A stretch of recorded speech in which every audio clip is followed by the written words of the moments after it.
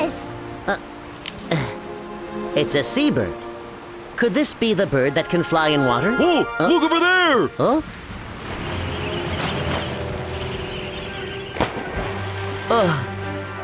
Coco, wake up! We have to hurry! That's our guy! Don't lose him!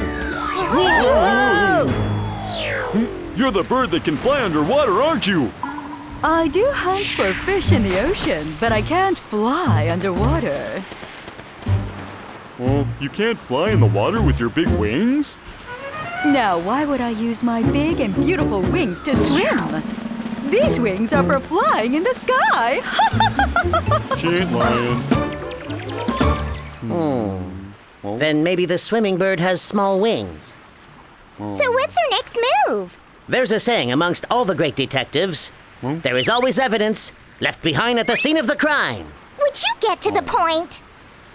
We can't go investigate underwater. Not in this thing. Don't underestimate my windy bindi!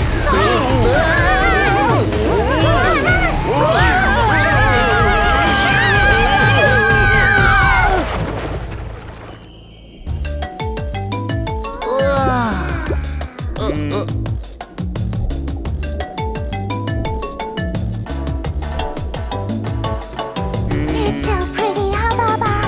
Really pretty. Snap out of it. We have work to do. Oh, over there, a bird! It's fluttering its wings. Let's follow it. You're the bird that can fly in water, aren't you? Bird?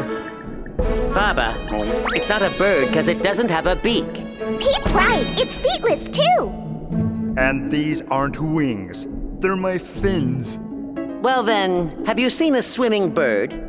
Can't recall. Oh, just a while ago, I did see a big fella swimming around, but he wasn't a fish.